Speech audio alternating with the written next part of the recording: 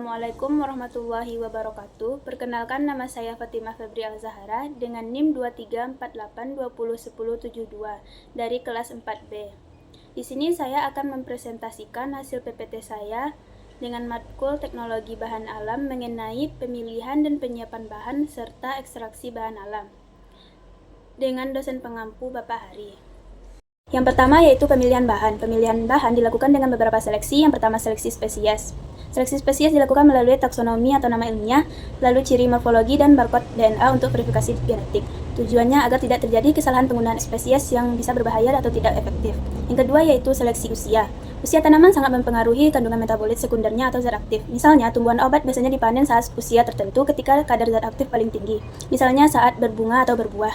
Yang ketiga, seleksi bagian tubuh. Tidak semua bagian dari spesies memiliki kandungan zat aktif yang sama. Bagian tubuh yang umum digunakan adalah kulit buah, daging buah, daun, biji, kulit batang, dan akar. Yang keempat yaitu seleksi lokasi dan musim. Faktor geografis atau ketinggian tempat, jenis tanah, curah hujan, dan berpengaruh besar terhadap kualitas dan kuantitas zat aktif. Musim panen berpengaruh pada produksi metabolit sekunder, bisa meningkatkan musim kering atau berbunga. Kadar air dan risiko kontaminasi mikroba. Faktor yang mempengaruhi senyawa pada tumbuhan yaitu 1. Musim, 2. Kadar air, 3. Intensitas paparan sinar matahari dan kondisi tanah. Pertimbangan dalam penentuan jenis bahan yaitu dengan mempertimbangkan pengalaman penggunaan turun-temurun dan pengujian atau screening.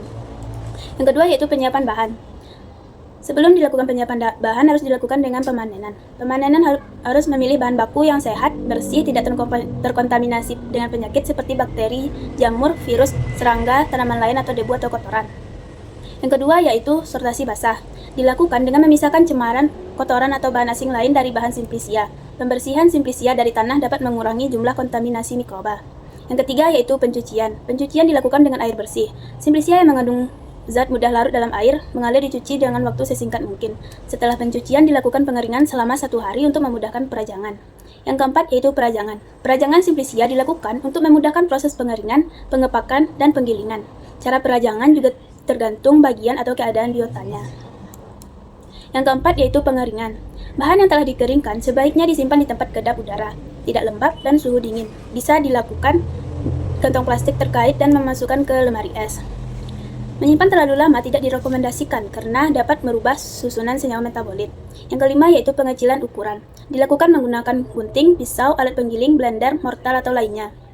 Yang keenam yaitu sortasi kering. Dilakukan setelah simplisia kering untuk memisahkan benda asing seperti bagian tanaman yang tidak diinginkan atau pengotor lainnya. Yang ketujuh yaitu pemeriksaan mutu. Identifikasi, taksonomi, analisis terhadap uji farmakognosi, fisika, kimia, biologi, dan mikrobiologi.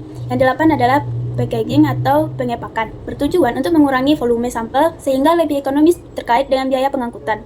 Pada packaging dicantumkan label simplisia, meliputi nama simplisia, asal, waktu, nama kolektor, dan kandungan senyawa aktifnya. Yang kesembilan yaitu penyimpanan, bertujuan untuk menjaga kualitas simplisia dari kerusakan karena cahaya, oksigen, udara, reaksi kimia internal, dehidrasi, serangga, dan gudang penyimpanan harus tahan api, konstruksi baja, tahan panas, dan tahan rayap. Yang ketiga yaitu ekstraksi bahan alam. Ekstraksi adalah proses pemisahan satu atau lebih komponen dari campuran menggunakan bantuan pelarut. 3 tahapan proses ekstraksi yaitu pelarut merusak dinding sel dan jaringan. Yang kedua, pelarut akan melarutkan senyawa-senyawa metabolit dan rayap. Yang ketiga yaitu ekstraksi bahan alam.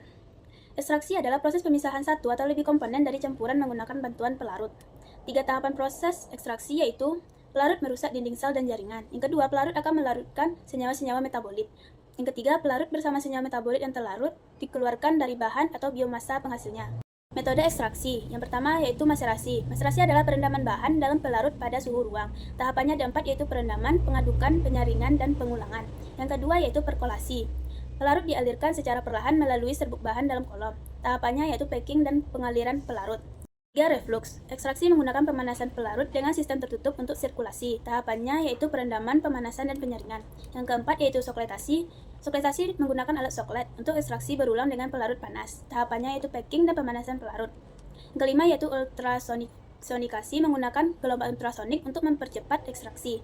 Tahapannya yaitu perendaman, ultrasonikasi, penyaringan, dan pengulangan. Lalu yang keenam microwave, yaitu menggunakan energi gelombang mikro untuk efisiensi ekstraksi. Tahapannya yaitu perendaman, ultrasonikasi, penyaringan, dan pengulangan. Yang ketujuh yaitu tekanan.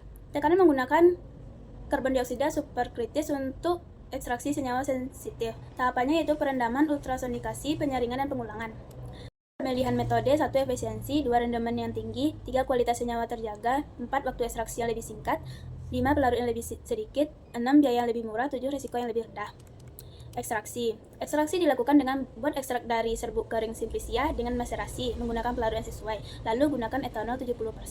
Lalu masukkan serbuk simplisia ke dalam maserator dan tambahkan 10 bagian pelarut. Lalu rendam selama 6 jam dengan diaduk dan didiamkan selama 18 jam. Pisahkan maserat dengan sentrifugasi, dekantasi, atau filtrasi. Ulangi proses penyarian dengan pelarut yang sama dan setengah jumlah pelarut sebelumnya. Evaporasi. Evaporasi dilakukan dengan mengumpulkan semua maserat, kemudian uapkan dengan penguap vakum atau penguap tekanan rendah hingga ekstrak kental. Lalu hitung rendaman berupa presentasi bobot antara rendaman dan bobot serbuk simplisia yang digunakan dengan penimbangan. Sekian presentasi yang dapat saya sampaikan. Jika ada salah saya mohon maaf. Assalamualaikum warahmatullahi wabarakatuh.